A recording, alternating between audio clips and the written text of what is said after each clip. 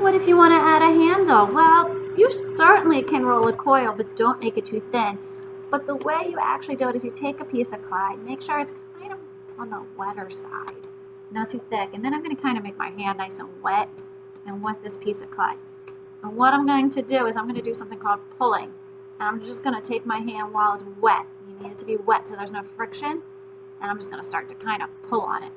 And every time I pull on it, it starts to stretch it out and it makes a really nice handle shape. And then when you attach it to your clay, now my handle's a little on the thick side. You might not want it that thick. Take it and you're going to have to cut it. If you cut straight up and down, it's probably not going to attach well. So you probably have to cut it on a slight angle on both sides of it to attach it like that. And then make sure you slip it and you score when you do it. If your clay stays wet, it will not crack. If your clay starts to dry out, it will crack, and then you're going to get sad. So you can start with a coil kind of shape, but then keep your hand really wet and just start pulling on it and kind of rubbing it. And that'll help make this really nice handle shape. Have fun!